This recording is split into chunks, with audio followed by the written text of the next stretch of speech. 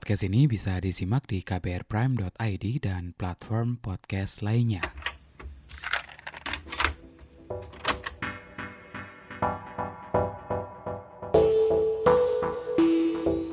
Deadpool dalam versi komiknya digambarkan sebagai seseorang yang nggak memandang identitas gender atau jenis kelamin dalam memilih pasangan. Yap, Deadpool is pansexual. Pansexual sendiri merupakan ketertarikan kepada orang lain tanpa memandang identitas gender atau jenis kelamin. Orang panseksual bisa saja tertarik pada laki-laki, perempuan, transgender, intersex, atau gender yang lainnya. Dalam Love Buzz kali ini, saya ngobrolin perkara panseksualitas ini bareng Lian. Nah, bareng dia, saya juga ngobrol perkara pentingnya koneksi dalam memulai sebuah hubungan. Anda mendengarkan Love Buzz bersama saya, Asrul Dwi. Love Buzz, membicarakan perkara yang tidak dibicarakan ketika berbicara perkara cinta.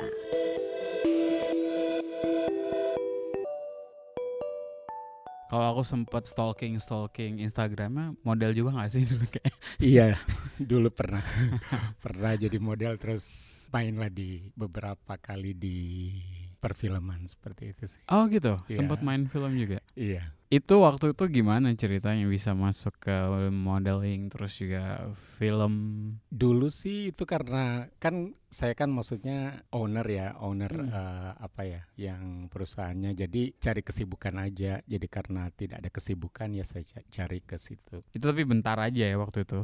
Iya, Atau cuman bentar. kegiatannya sehari-hari ngapain aja? Kalau untuk saat ini kegiatan sehari-hari saya sebagai koordinator lapangan di salah satu LSM atau NGO di Kota Manado yang bergerak di bidang HIV/AIDS dan kesehatan reproduksi, dan kemudian saya juga merupakan bagian dari salah satu komunitas LGBTIQ sebagai monitor dan evaluasi. Terlibat aktif di komunitas ini fokusnya emang sekarang ke situ ya? Iya, kalau untuk saat ini di Satu Hati Sulawesi Utara saya sebagai Monef, saya memang sangat aktif untuk advokasi mengenai SOGI-SC, terus human rights dan lain sebagainya. Jadi khusus untuk kelompok rentan seperti LGBTIQ. Kegiatan organisasi kalau sekarang berarti fokusnya kemana, Lian? Iya, jadi biasanya advokasi sama edukasi ke masyarakat dan pemerintah. Oh, justru ke bagian sana ya. Kalau ke dalam organisasi sendiri? Ada juga. Jadi kalau untuk ke teman-teman komunitas itu lebih ke penguatan bagaimana mereka itu menerima diri ya. Menerima diri, karena menerima diri itu sangat penting.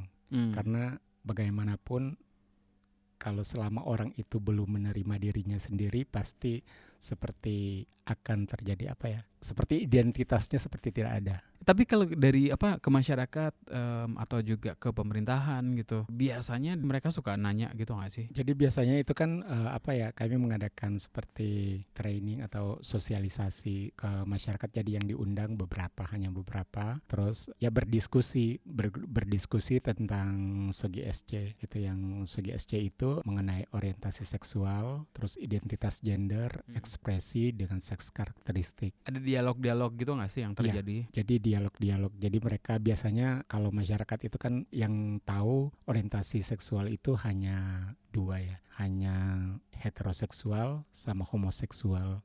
Kalau biseksual jarang orang tahu. Oh, justru biseksual orang jarang tahu. Kalau yang selama ini sih yang saya lihat orang tahu ya cuma dua itu. Itu tujuannya sebenarnya apa sih? Tujuannya sih sebenarnya itu supaya tidak ada stigma dan diskriminasi ke kelompok minoritas, dan ingin mengatakan bahwa komunitas itu ada, yang komunitas minoritas itu ada, yang contohnya yang memiliki orientasi seksual yang berbeda. Jadi ada keberagaman gender dan seksualitas di masyarakat Indonesia sendiri. Ada pengalaman yang menarik nggak sih waktu mungkin mengedukasi masyarakat atau juga pemerintah? Kalau pengalamannya sih mereka memang jadi pikirannya jadi terbuka. Oh, ternyata yang selama ini mereka tahu hanya beberapa orientasi seksual, ternyata serumit itu, ternyata ada banyak seperti itu sih. Untungnya tercerahkan gitu Iya. kan ya. Kalau kemudian dialog itu terjadi, artinya sebenarnya masyarakat atau orang-orang di Manado cukup terbuka ya? Kalau untuk bilang terbuka, tidak semua sih. Maksudnya kalau dibilang mereka terbuka untuk misalkan informasi yang diberikan, tetapi untuk menerimanya tetap ada yang pro, ada yang kontra seperti itu sampai saat ini. Dulu pas gabung gitu, apa yang kemudian bikin Lian tertarik gitu ya untuk memulai kemudian menyeriusi? Awalnya saat saya gabung tidak terpikir ya untuk terlibat secara aktif. Jadi waktu itu hanya sebagai contohnya ya anggota biasa lah. Tetapi setelah melihat realita yang ada, ternyata banyak teman-teman kelompok rentan, contohnya yang LGBTIQ itu mendapat stigma dan diskriminasi. Dan karena pengalaman hidup saya juga dulu pernah mendapat stigma, hal tersebutlah yang membuat saya untuk secara aktif lagi untuk membela hak-hak saya sebagai kelompok rentan dan hak-hak dari teman saya. Kalau berkenan cerita, dulu stigma-stigma kayak gimana yang sering dialami? Ya, stigma yang diberikan contohnya waktu saya kecil ya kadang dipanggil banci seperti itu. Jadi itu membuat saya terasa tertekan dan tidak bisa berkreasi lah seperti itu. Dengan aktif terlibat selain juga mungkin awalnya mengedukasi diri gitu ya. Ini jadi semacam balas dendam dalam tanda kutip gitu ya, tapi yang positif gitu ya. Iya, sebenarnya ini saya ingin menunjukkan bahwa apa yang saya alami waktu saya kecil itu agar supaya tidak dialami oleh teman-teman yang lain saat ini. Label kan atau stigma itu tadi sudah disematkan gitu ya dari waktu kecil gitu. Kalau kemudian Lian ngelihat gitu ya, Lian yang dulu dengan pengetahuan yang sekarang sudah dipunya gitu, kayak gimana sih sebenarnya? Mungkin karena dulu saya belum tahu tentang maksudnya ternyata bukan hanya saya sendiri, ada teman-teman yang lain yang sama orientasinya dengan saya seperti itu. Yang contohnya yang teman-teman ada yang homoseksual seperti itu. Dan setelah saya tahu menerima diri saya bahwa ternyata bukan hanya saya tidak sendiri seperti itu, dan saya lebih aktif lagi. Penerimaan sendiri prosesnya kayak gimana ngelewatinnya? Untuk penerimaan diri itu saya bisa menerima diri saya memang prosesnya agak boleh dibilang panjang juga sih. Jadi saat saya tahu karena dari ada salah satu aktivis yang mengajarkan tentang Sogi SC, terus bagaimana cara saya menerima diri, dari hal itu saya bisa menerima diri saya. Jadi itu maksud saya menerima diri karena ada orang yang memang mengajarkan saya bagaimana cara untuk menerima diri. Cara menerima diri boleh dibagi nggak? Jadi bagi saya itu penerimaan diri itu contohnya saya dulu kan memang sama sekali sebenarnya sangat menentang ya, meskipun saya tertarik terhadap contohnya laki-laki. Biasanya kan saya memang tertarik kepada perempuan dengan laki-laki dan gender lainnya. Tetapi dulu itu yang untuk suka ke laki-laki memang masih ada stigma dirinya. Kamu itu berdosa, kamu itu tidak boleh seperti itu. Tetapi dengan saya tahu ternyata, apalagi yang saya tahu itu dari Badan Kesehatan Dunia WHO mengatakan bahwa itu bukan penyakit jiwa, sehingga saya bisa menerima diri saya sendiri. Dengan mengedukasi diri itu tadi ya? Iya, berarti. jadi mengedukasi diri. Tadi disampaikan tertarik ke laki-laki, perempuan, dan juga gender lainnya. Kalau orientasi seksual saya itu panseksual. Jadi saya tertarik terhadap seseorang itu tanpa memandang gendernya atau jenis kelaminnya. Kan kalau orientasi seksual itu ada 3 kriteria ya. Ya itu ya ketertarikan, maksudnya secara emosional, secara fisik, dan secara spiritual. Dan kalau saya sih terpenuhi semua itu. Jadi bukan hanya secara romantik seperti itu atau secara seksual. Yang penting saya merasa nyaman dan dia itu orangnya baik, ya pasti biasanya sih saya akan lebih suka ya. Apa sih yang sebenarnya bikin Lian tertarik ke orang ini untuk pengen kenal lebih dalam gitu katakanlah? Saya paling yang membuat saya itu biasanya bisa jatuh cinta sama seseorang itu pengertiannya. Jadi misalkan pas ketemu orang, terus misalkan sudah berhari-hari bersama dia, terus bisa seperti connect sifatnya itu, dia bisa terima saya apa adanya, ya biasanya seperti itu sih awal saya jatuh cinta ke seseorang. Jadi lebih ke saya memang kalau mau dibilang bukan yang aktifnya yang pertama mencintai orangnya, tapi biasanya kalau ada orang yang suka sama saya itu, biasanya itu nanti ya akan muncul biasanya sih. Jarang sih kalau saya yang aktif misalkan dekat-dekat kejar-kejar orang itu jarang. Kenapa gitu? Malu atau gimana? Kurang tahu ya, maksudnya malu. Enggak juga sih. Soalnya mungkin saya memang kurang agak sama orang mungkin agak takut atau apa ya, kurang tahu juga sih. Atau justru kan ada beberapa orang yang mungkin lebih menikmati kalau dikejar gitu. Gak tahu juga sih.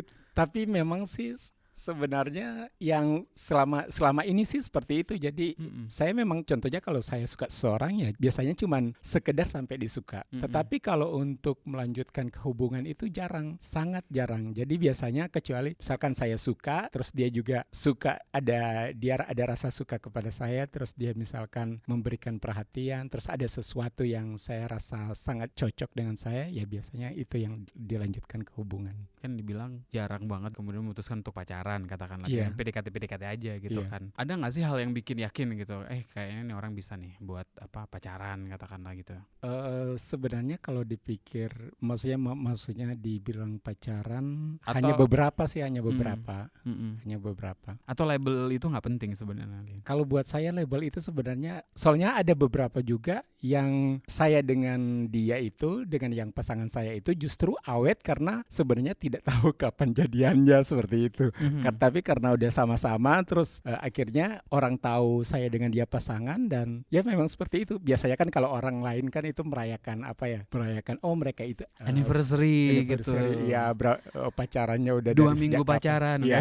Tapi kalau aku sendiri bingung juga soalnya biasanya itu cuman dari awal dekat-dekat seperti itu, dan karena sudah lama jadi nggak tahu kapan jadinya.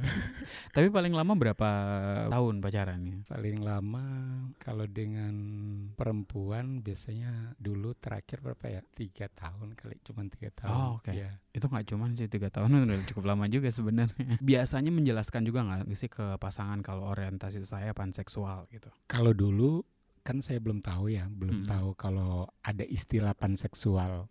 Tapi pengalaman saya waktu saya berpacaran dengan perempuan cisgender, pertama kita jalan bareng dulu, belum sampai sempat ke ini. Terus setelah itu dia bilang bahwa ya mau pacaran seperti itu.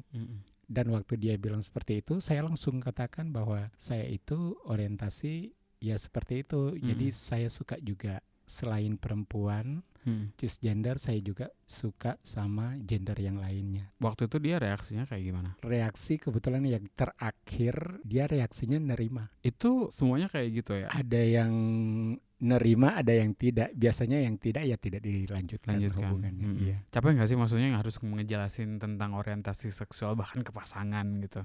Itu termasuk untuk menjelaskan orientasi seksual ke orang itu memang agak butuh keberanian ya. Apalagi contohnya ini misalkan dia seorang perempuan cisgender, saya harus gimana ya, kadang bilang nggak seperti itu. Jadi ada terkadang terasa bimbang, tetapi karena saya waktu itu perasaan saya maksudnya sudah ada rasa sangat sayang ke dia, ada rasa cinta ke dia, dan tidak mau ada di kemudian hari ada sesuatu yang terjadi, ya saya langsung sampaikan ke dia. Teman-teman panseksual itu aktif juga terlibat di komunitas? Kalau yang saya tahu, kebetulan saya pernah beberapa waktu lalu itu diwawancarai seorang teman panseksual, dan dia katakan ternyata di Indonesia itu ada ratusan juga. Dan saya kaget juga, kok bisa ya, ternyata kupikir saya sendiri. Banyak. Tapi itu berarti kan ngalamin hal kayak gitu, ngerasa sendirian itu cukup lama berarti ya? Iya, soalnya saya juga kan, maksudnya kenapa saya bilang panseksual, karena ada beberapa teman saya itu dia suka lelaki, suka perempuan. Maksudnya dalam hal ini cis laki-laki dengan cis perempuan, dan itu dia sama sekali anti dengan transgender. Makanya saya bingung, berarti cuma saya sendiri selama ini. Tetapi setelah maksudnya saya bergabung dengan komunitas, jadi tahu ternyata saya tidak sendiri. Nah itu kadang mungkin orang juga agak susah membedakan ya antara biseksual dan panseksual. Nah kalau Lian sendiri menjelaskannya kayak gimana sih, bedanya apa sih sebenarnya gitu? Sebenarnya kalau yang saya tahu ya, literasi biseksual itu, panseksual itu sebenarnya masuk di kategori biseksual. Tetapi ada beberapa kelompok juga yang mengatakan bahwa itu tidak termasuk karena ada yang kelompok biseksual katakan bahwa mereka cuma laki-laki dengan perempuan. Itu mungkin karena ya seperti itu contoh yang tadi. Ada yang biseksual, dia suka laki-laki, suka perempuan, tetapi kalau untuk panseksual kan tanpa memandang gender. Jadi mau dia laki-laki, mau dia perempuan, mau transgender itu jadi dia bisa masuk semuanya. Representasi cukup bisa dilihat nggak sih di media atau bahkan di sosial media gitu? Kalau di Indonesia belum terlalu banyak. Sebenarnya mungkin banyak, tetapi karena istilah ini mungkin baru didengar, jadi belum banyak yang coming out seperti itu.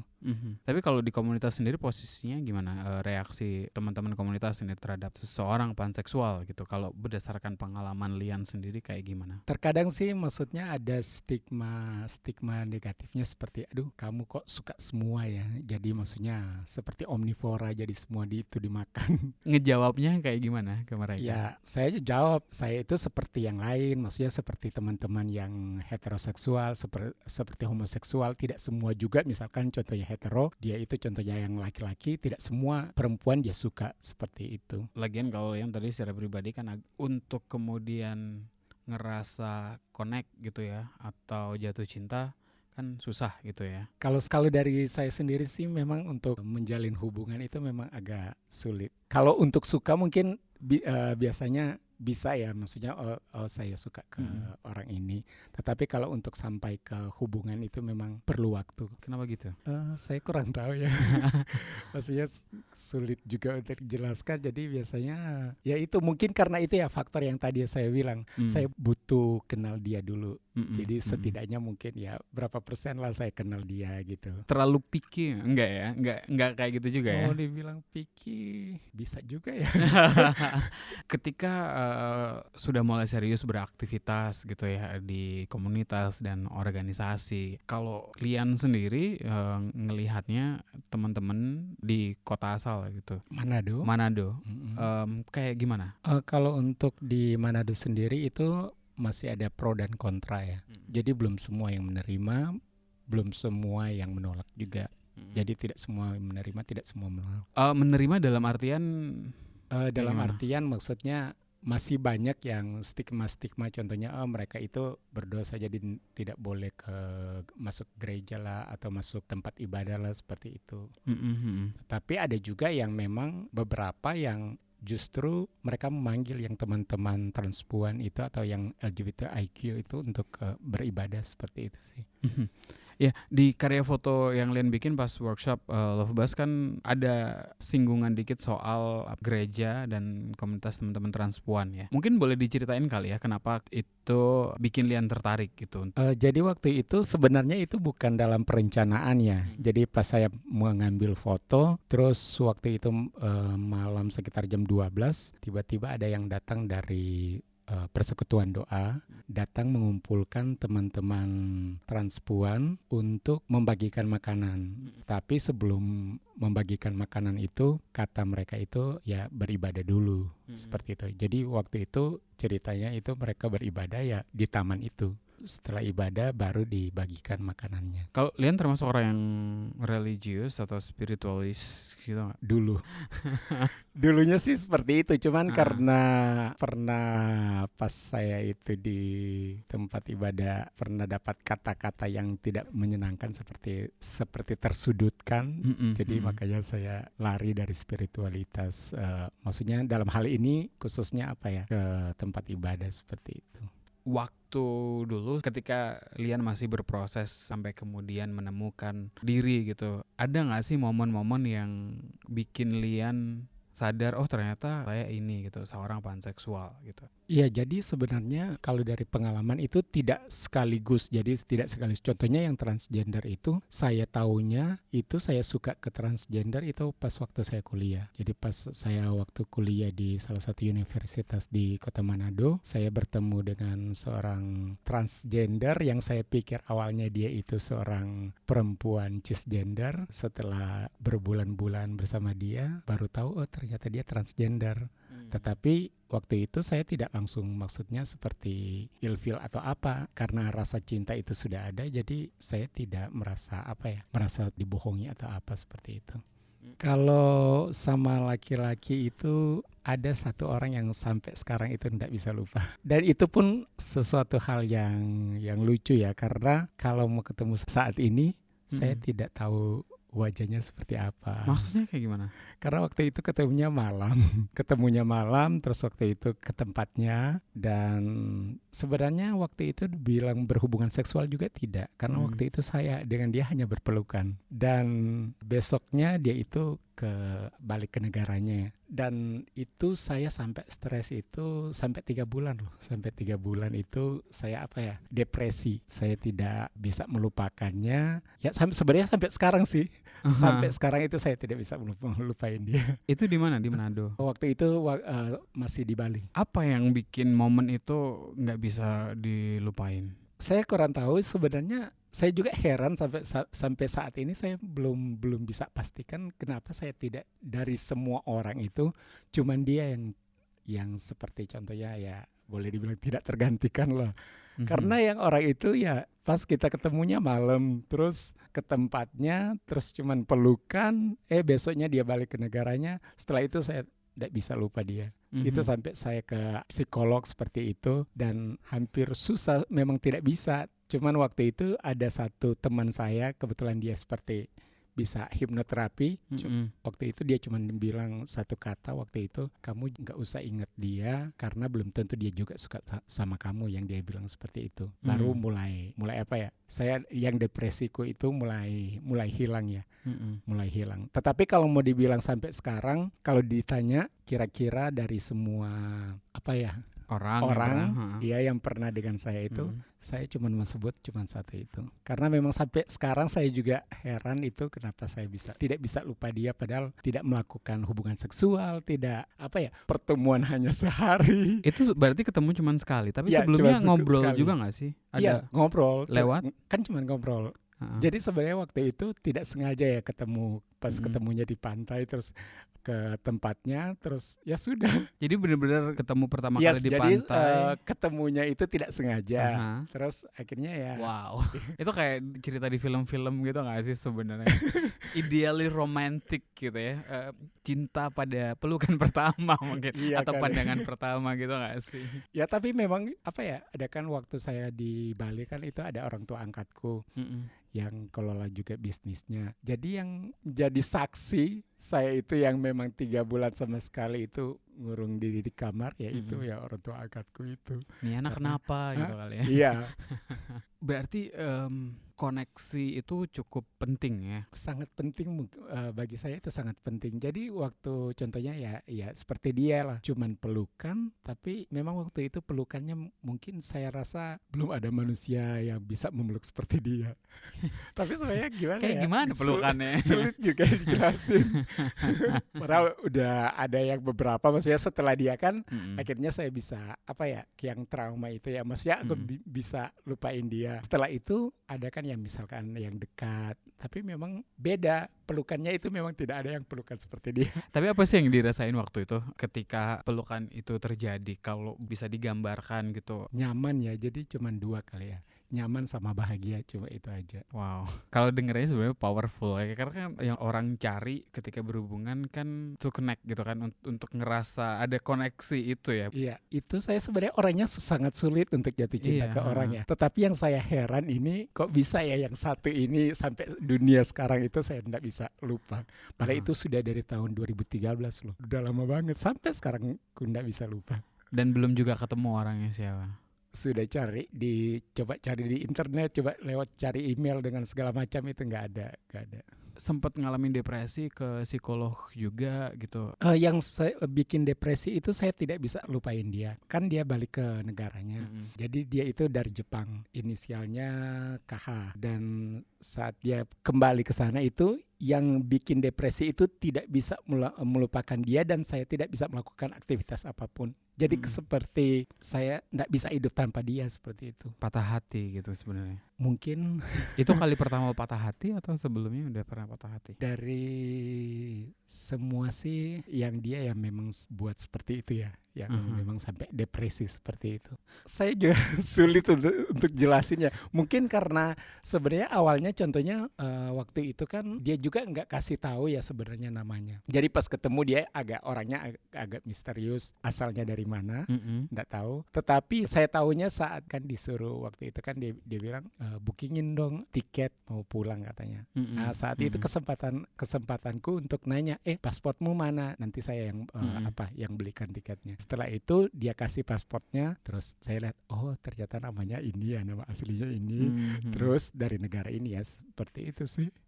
Tapi kalau wajahnya, aduh jujur kalau sampai sekarang kalau mau ketemu sekarang itu memang nggak bisa tahu yang mana. Ya sangat mungkin juga udah berubah kan 2013 gitu kan. Ya. Tapi secara nggak langsung sebenarnya kan juga ada ini nggak sih antisipasi gitu, karena kan tahu kan kalau dia ternyata besok balik gitu. Waktu itu kan saya sebenarnya kalau saya ya perasaan itu muncul setelah dia pergi. Jadi waktu malam itu yang pas itu cuman rasa nyaman aja, rasa ya itu rasa bahagia. Setelah dia pergi baru saya sadar ternyata itu yang dicari gitu ya. Dalam hubungan selanjutnya mencoba mencari perasaan yang kayak gitu atau gimana? Setelah dia sih saya tidak, sampai sekarang itu tidak ada berpikir untuk mencari kayak seperti dia. Itu pun memang ada beberapa yang dekat ya, mau dia perempuan, mau dia laki-laki, transpuan, walaupun mereka sudah peluk dengan cara apa itu, seperti connect-nya itu memang beda ya, belum bisa tergantikan lah dia. Dan memang saya tidak mencari lagi seperti dia. Kayaknya kan udah punya ukuran yang tinggi banget nih dalam satu hubungan, meskipun itu bisa dibilang satu hal yang accidental, nggak sengaja aja gitu kan. Kemudian perasaan itu muncul ada dan mempengaruhi banget. Tapi di hubungan yang selanjutnya biasanya kan kalau kita sudah pengalaman yang oke gitu dalam satu hubungan berikutnya kan minimal gitu kan levelnya sama nih gitu. Nyari yang kayak gitu atau enggak? Soalnya kan tiap orang kan beda pastinya ya. Oh iya sih, kalau saya sih memang nyari seperti dia sih, yang saya bisa boleh dibilang koneksi batinnya seperti dia. Itu yang dicari, hal yang paling utama gitu ya. Jadi hal yang paling utama koneksi batin. Jadi pas nggak tahu juga sih, sulit dijelaskan koneksi batin seperti apa. Yang pasti ya seperti dia. Itu paling mendekati cinta gitu kan, atau itu cinta gitu. Kalau bagi saya sih itu cinta. Jadi itu kali ya yang dinamakan cinta tidak harus memiliki ya. Hubungan yang ideal kalau menurut Lian sendiri kayak gimana? Hubungan ideal itu ya saling mengerti seperti itu. Jadi misalkan kan setiap orang itu punya kelebihan dan kekurangan. Jadi orang itu harus tahu karakter, contohnya pasangan saya itu harus tahu karakter saya, dan saya itu harus juga tahu karakter dari orang itu. Jadi saling menerima. 2 tahun inilah ya selama pandemi itu kan orang mencari koneksi banget gitu kan. Kalau ketemu secara langsung gitu ya, koneksi itu mungkin bisa terbangun secara natural gitu ya, karena ada tatap muka, mungkin ada sentuhan. Kalau selama pandemi itu cuman lewat layar aja kan. Nah sebagai orang yang susah gitu ya untuk connect sama orang gitu lewat online maksudnya. Iya, itu jadi pilihan juga nggak sih sebenarnya? Bisa nggak sih koneksi itu terjalin gitu? Bisa. Jadi kalau contohnya saat ini sih sebenarnya ada yang lagi dekat, terus belum pernah ketemu sama sekali, secara face to face, dan ya biasanya cuman ngobrol aja. Kalau yang satu lagi ini saya belum pernah lihat wajah aslinya, maksudnya secara karena hanya lewat suara, jadi saling telepon, jadi bukan langsung video call. Belum saya lihat. Saya belum bisa bilang ya saya itu memang saya dengan dia sudah ada komitmen pacaran. Ada komitmen pacaran, tetapi belum, kalau sampai saat ini masih di tahap suka lah begitu. Kenalnya dari mana? Kok cuman teleponan aja? Sosial media. Jadi dari sosial media, terus kebetulan ketemu di sosial media, terus saling tukar nomor. Dan ya kan gampang cari muka nggak sih kalau sekarang di sosial media gitu, searching orangnya gitu. Kalau yang ini dia lagi yang pertama yang masuk, jadi bukan saya. Jadi okay. Dia yang masuk, terus dia nawarin kamu single gak, terus ya saya bilang oh iya lagi single, terus kamu pengen pacaran, boleh aja sih saya bilang. Terus ya sudah ngobrol-ngobrol gitu. Ternyata oh iya oke. Cuman sampai saat ini sih belum pernah lihat sih wajahnya seperti apa.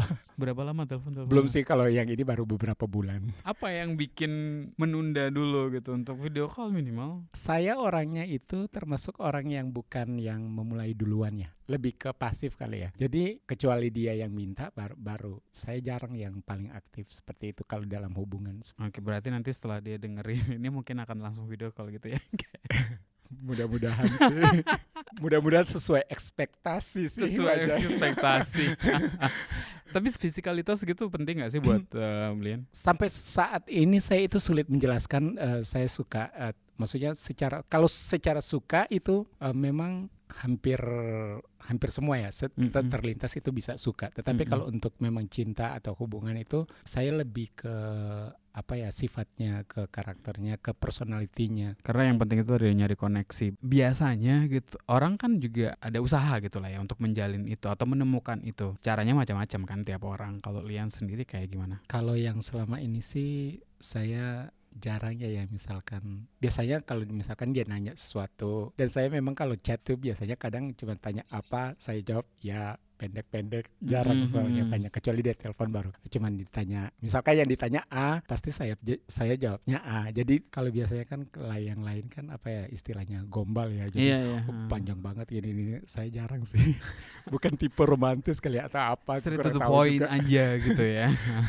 Kadang-kadang kalau dibalasnya pendek-pendek gitu kan ada yang marah gitu, ada yang nggak suka gitu kan. Kalau yang itu sih selama ini yang pengalaman saya itu memang beberapa yang tidak lanjut ke hubungan ya karena itu. Jadi dipikir saya itu tidak cinta ke dia, tidak sayang ke dia.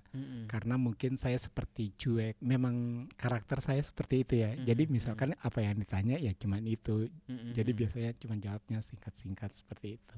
Tapi biasanya bahasa cinta Lian tuh kayak gimana sih? Saya lebih ke kalau misalkan sudah ketemu lebih ke fisik ya. Jadi misalkan saya menunjukkan ke dia, contohnya ya misalkan bekerja terus misalkan pas ketemu dengan dia lebih ke kontak fisik. Jadi saya ingin menunjukkan, contohnya misalkan kalau di rumah ya saya selalu melakukan hal yang terbaik lah buat dia. Jadi bagi saya itu kalau untuk cinta itu kata-kata itu tidak penting, tetapi perbuatannya.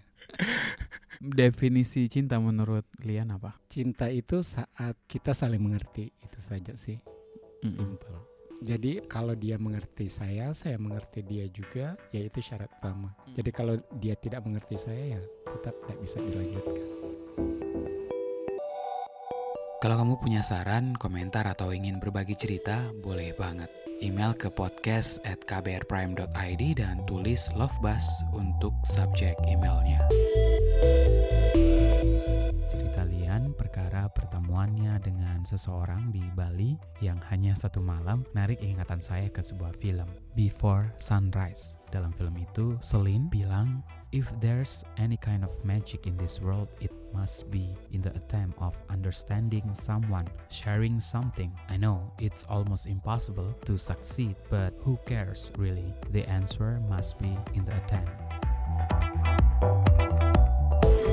Love Buzz, membicarakan perkara yang tidak dibicarakan ketika berbicara perkara cinta.